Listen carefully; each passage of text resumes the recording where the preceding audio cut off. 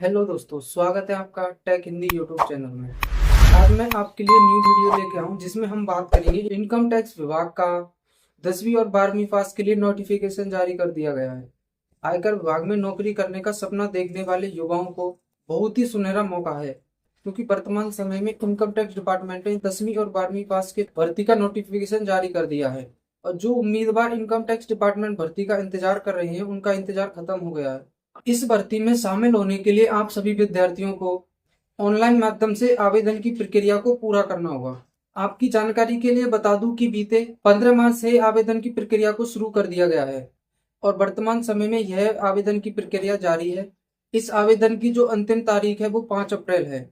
इसलिए ज्यादा समय ना खराब करते हुए इच्छुक विद्यार्थियों को आवेदन पूरा कर लेना है। आप सभी के लिए जानकारी बता देता हूँ कि इस भर्ती के लिए स्पोर्ट्स वाले ही स्टूडेंट इस ऑनलाइन आवेदन को अप्लाई कर सकते हैं। इसमें stenographer, second, tax assistant, MTS पदों पर भर्ती की जाएगी। इसके लिए आप आवेदन कर सकते हैं। तो आइए इस भर्ती के बारे में विस्तृत जानकारी से समझते हैं, जिसके लिए पुरुष और महिला दोनों आवेदन कर सकते हैं।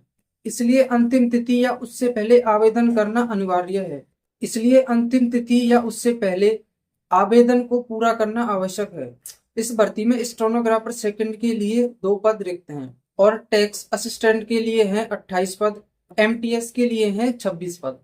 इस भर्ती के अंतर्गत आवेदन करने के लिए आपको कोई भी शुल्क नहीं देनी है, चाहे वो आप किसी भी कैटेगरी में हो, क्योंकि इस भर्ती में किसी भी श्रेणी के लिए आवेदन शुल्क निर्धारित नहीं की है।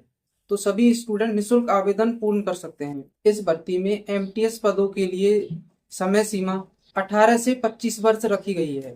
असिस्टेंट एंड स्टेनोग्राफर के लिए जो आयु सीमा है वो 18 से 27 रखी गई है। इसके अलावा आरक्षित वर्गों को सरकार के नियम अनुसार आयु सीमा में छूट दी गई है। और इस भर्ती में एमटीएस पद के लिए 10वीं पास, जबकि स्टेनोग्राफर के लिए 12वीं पास होना जरूरी है। और बात करते हैं असिस्टेंट पद के लिए, तो असिस्टेंट पद में आपको ग्रेजुएशन होना बहुत आवश्यक है और टाइपिंग की बेसिक नॉलेज होना जरूरी है।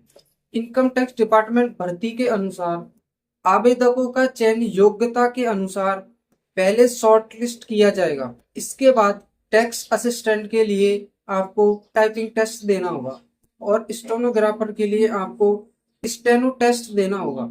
इसके बाद आपके दस्तावेज सत्यापन होंगे और मेडिकल परीक्षा होगी।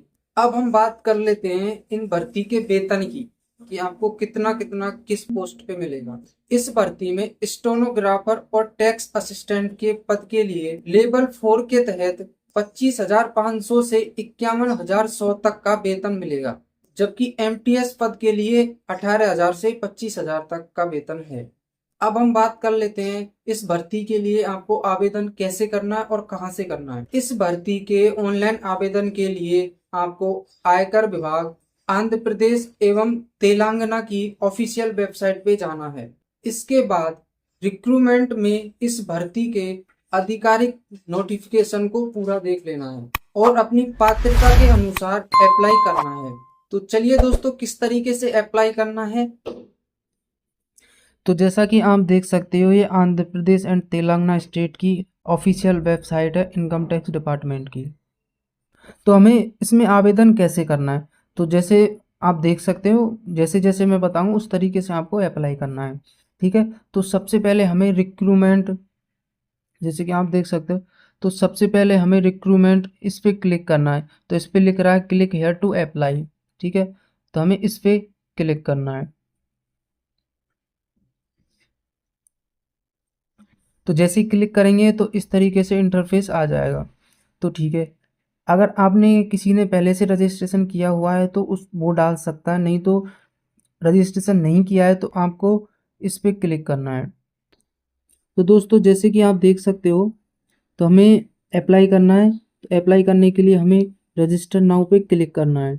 जैसे हम रजिस्टर नाउ पे क्लिक करेंगे तो इस तरीके से इंटरफेस आ जाएगा। तो इस तरीके से इंटरफेस आ जाएगा, तो आपको इसमें जैसे कि आप देख सकते हो, आपको डिटेल फिल करनी होगी, जैसे कि फर्स्ट नाम, लास्ट नेम, आपका आपका मोबाइल नंबर, आपकी ईमेल आईडी और आपको एक पासवर्ड क्रिएट कर लेना है। ठीक है, तो जैसे कि हम लिख लेते हैं, फर्स्ट में फर्स्ट नाम लिख लेते हैं अपना। ठीक है, उसके बाद अपना लास्ट नेम लिख लेते हैं। ठीक है। उसके बाद अपना मोबाइल नंबर डाल देना है इसमें, जैसे कि आपका जो भी मोबाइल नंबर है वो आप मोबाइल नंबर डाल देना है। उसके बाद आपको अपनी ईमेल आईडी डाल देनी है, जो भी आपकी ईमेल आईडी है उस ईमेल आईडी को डाल देना। उसके बाद आपको एक पासवर्ड क्रिएट करना है, जैसे कि आप आपके अनुसार जैसा भी हो उस तरीके से आप अपना पासवर्ड क्रिएट कर लेना।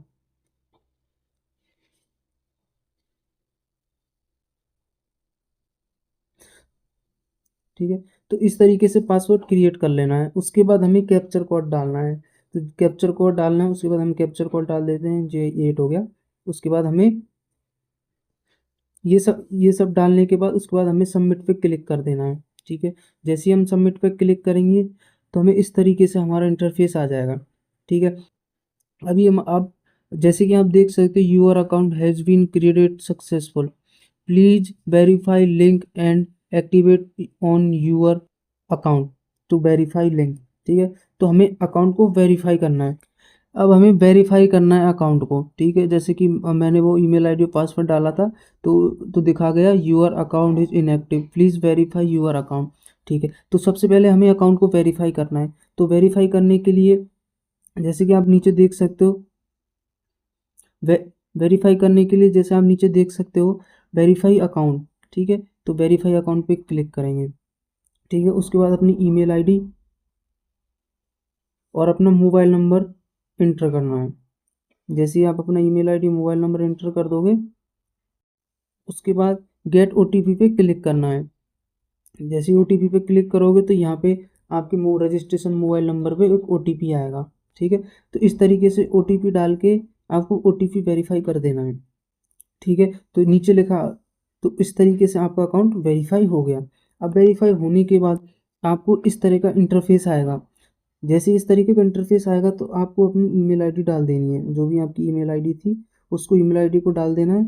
उसके बाद पासवर्ड डाल देना है अपना। उसके बाद एक कैप्चर कोड डाल देना है। ठीक है, उसके बाद हमें सबमिट पे क्लिक कर देना है। ठीक है, जैसे हम सबमिट पे क्लिक करेंगे तो ये हमारा फॉर्म खुल गया है। ठीक है, तो इस तरीके से आपको जो भी डिटेल है वो स्टेप बाय स्टेप इसमें फिल करनी है। ठीक है, फिल करने के बाद आपको नेक्स्ट पे क्लिक करना है। जैसे कि इंस्ट्रक्शन देख सकते हैं कि इसमें ना आपको जो मिनिमम साइज़ है वो फ़ोटो की जो 1 MB पर फाइल होनी चाहिए मिनिमम, इससे कम नहीं होनी चाहिए। ठीक है, और एप्लीकेशन रिजेक्ट होने के बाद मतलब अगर आपने डॉक्यूमेंट वगैरह जो भी वेरीफाई किया है अगर क्लियर नहीं किया है तो फॉर्म आपका रिजेक्ट हो जाएगा। तो ठीक है, इस तरीके से आपको प्रॉपरली एक एक चीज़ें क्लियरली भरनी है। जैसे ही भरते जाओगे नेक्स्ट क्लिक कर देना। उसके बाद जो भी डिटेल मांगे आप नेक्स्ट करते जाना। उसके बाद लास्ट में आपका फॉर्म फ़ोटो वगैरह जो भी मांगे वो डाल देना। उसके बाद सबमिट कर देना। सबमिट करने के बाद आपको एप्लीकेशन सबमिट करने के बाद आपको शुल्क पे करनी होगी, उस शुल्क को पे करके आपका फॉर्म फिल हो जाएगा। ठीक है, उसकी पीडीएफ डाउनलोड कर लेना। तो जैसे कि आप देख सकते हो तो इस तरीके से हम फॉर्म को फिल कर सकते हैं। ठीक है, इस तरीके से आपको फॉर्म फिल करना है और स्टेप एक एक स्टेप को ध्यान से और देख के फिल करना है।